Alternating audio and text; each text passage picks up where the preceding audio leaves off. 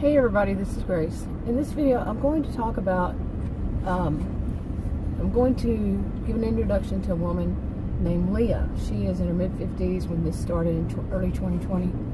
And Leah is a woman who, she's single. She lives alone in a house in Victorson County, in Victorson, Texas. Now, this is a fictional story, and read the disclaimer in the description box below this video on YouTube. And, well, Leah, she is very, one could say outspoken, or one could say she just calls it as she sees it. And she doesn't have much of a filter. Whatever she's thinking about, even if it's like somebody has done something, you know, they just don't look right or whatever, she just says it, okay? Not much of a filter. But she came from where she lived, is right next to a town called Hippie Town, or Hippies Town, and Hippie Town, I'm sorry.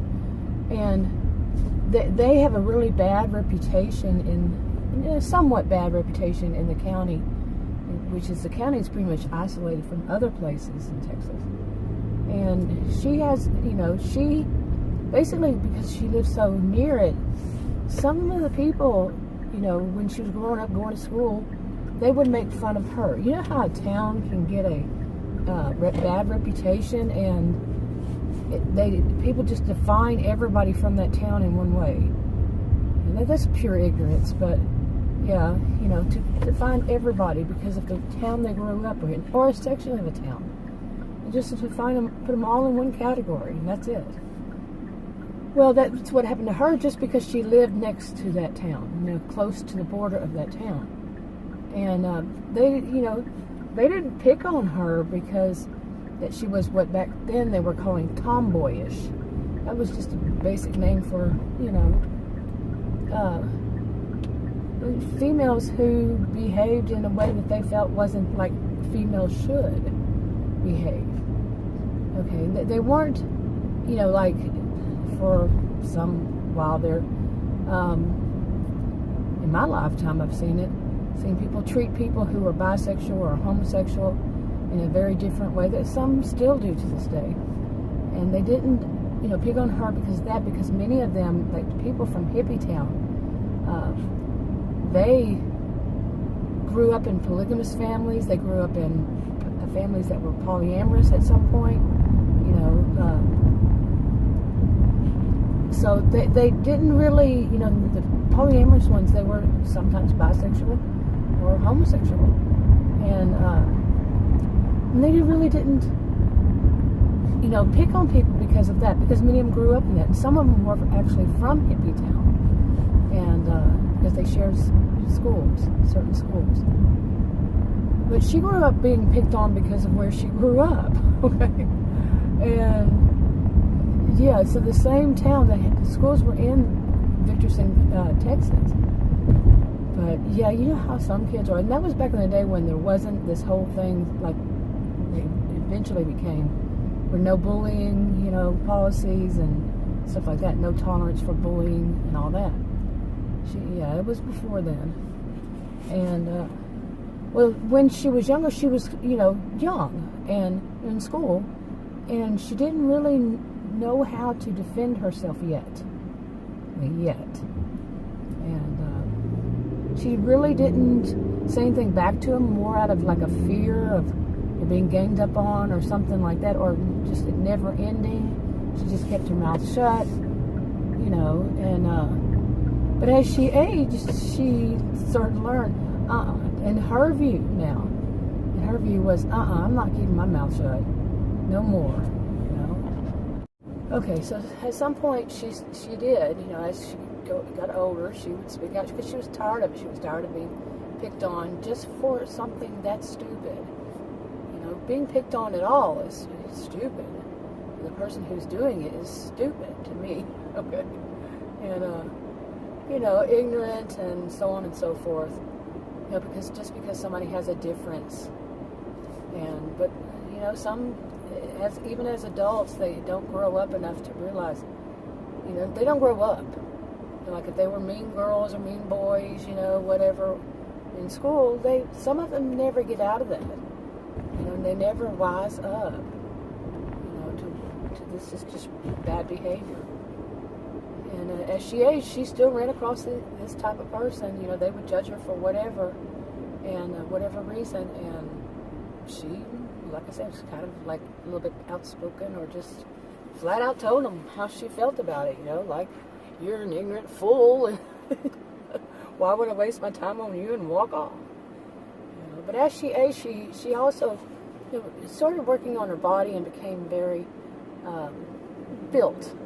Very strong built, with a strong build, and she started that when she was in school. She loved sports and all that, but you know, as she aged, she's really sort of working out, so she wasn't too much physically, you know, like if she had to take care of herself, you know, self-defense, she wasn't afraid of taking care of herself that way. Of course, you know, there's a big difference if there's, you know, knives or guns involved, and you know, the way people are all around. Verbal abuse, you know, physical abuse is not the only type of abuse. But she learned how to defend herself even verbally. Again, part of it was she just called it as she sees it. It calls it as she sees it. So now she came from a really wealthy family, and money, you know, she had inheritance money and all that, and so money was not a thing for her. She didn't have to work. She didn't want to. She did all kinds of other things, like trained with the enforcement in the county. They basically train people for things from self-defense to investigations to become a bodyguard, you know, to be an investigator, bodyguard. They train the police department, they train the sheriffs, deputies, and even send some people to school to become lawyers, this kind of thing. And she would take classes with them, train in all that. And she'd work a little job here and there, or work for, you know, they're fixing the road, so my SUV is picking up 2 lines here. So, anyway. Okay. So, like I said, you know, she'd do jobs for the assignments and stuff. I think they usually call them the assignments. I know they do. But, you know, for the enforcement, sometimes it's things like she'll go and be a security, an extra security for whatever, if there's something big, you know, and she just basically would walk around and make sure nobody's fighting and that kind of thing. And then she'd call, you know, somebody else to, you know, like at the festivals, you know, you can call somebody else to come in and handle it. But she, you know, she was just extra eyes, you know, and all that. So, and, you know, she enjoyed keeping busy. Now, sometimes, you know, different seasons of the year, different times of the year, she'd go to the cabins, and it's on Lake Care, and stay in the cabins, and she'd fish. You know, just go fishing, and she enjoyed it, you know, whenever she wasn't doing these other jobs. So, and there she eventually met a woman named Connie. Now, Connie is older than she's like old enough to be her young aunt, whichever way you say it, aunt or aunt. And they become friends. And Connie is she's also kind of outspoken. She's also just calls it as she sees it. So they did become friends. Connie's more of she considers herself an empath. And she tells, you know, Leah all about what it's like to be an empath. And, you know, Connie was just really learning herself. And she said, boy, that sounds like me. You know, she realized it sounds like her. But Connie is not quite as, I don't know, what's the word, brash? It's brass, something like that. She's not that harsh, should we say. Anyway, they're just friends, you know, like I said, she even treats her like, you know, she thinks of her more as like her younger niece. You know, her niece is the same age. So Connie was born late in her family, and she does have a niece that's about the same age. So how am I going to get around this? Okie dokie.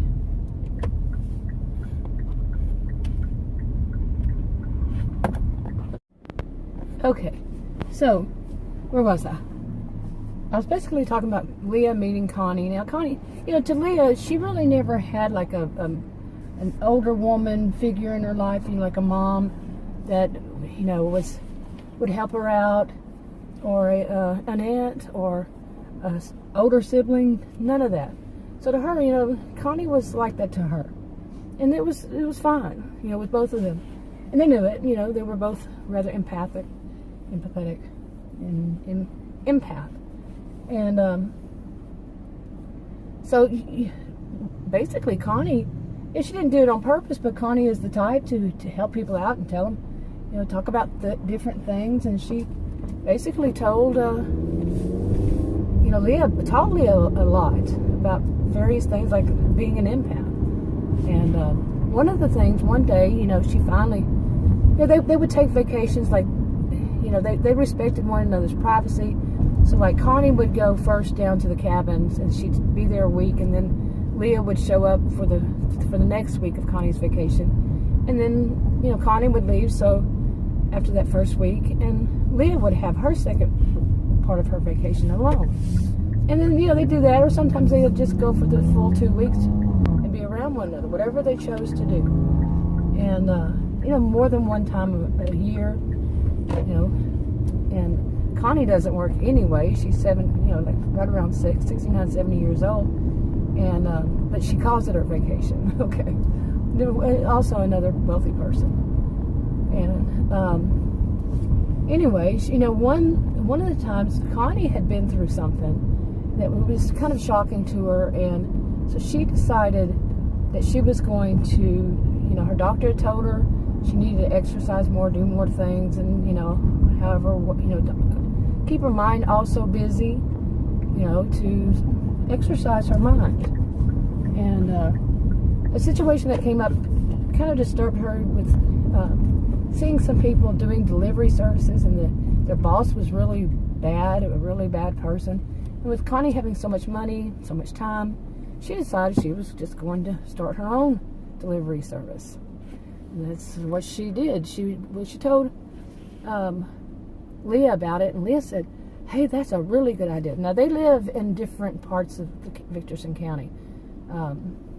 Connie lives more of the north, close, like north middle area, and like just the north part of Victorson County. And Leah lives more closer to the southwest part, okay, in different towns. And she says, "Hey, I might do that. That sounds good. I'm going to check into that." Now, they both have lawyers that do all that they need to do, and, hire people to, get the business started and just, learn from and stuff like that.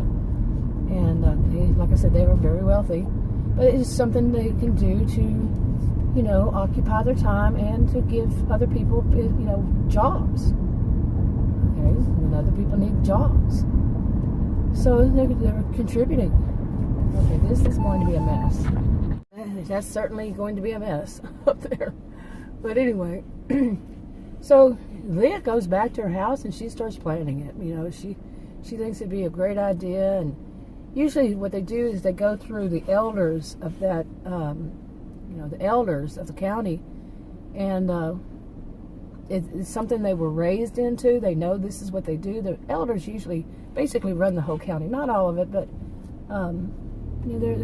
these are people, everybody grows up in it, and they know that this is how it goes there. They have their own, they do everything within the law, of course, nothing illegal. And so they go to she sets up a meeting, goes to see the elders, and they basically say yes, but later on they call and they say, "We have a little twist to it." Okay. Which is not anything bad. It's going to be something very beneficial to her. So anyway, I wanted to do a little bit of an intro to Leah, and a little bit about Connie. And, now she has to start getting employees and, do all these other little things. But she's happy to start off something new. She really likes keeping busy, like I said. And she likes doing something that she's contributing something to, giving back. Okay, so this would be a great thing for her to do. create businesses, create jobs for people who need them. Anyway, I'm going to go ahead and wrap this one up. I'll talk to you on another video. Bye.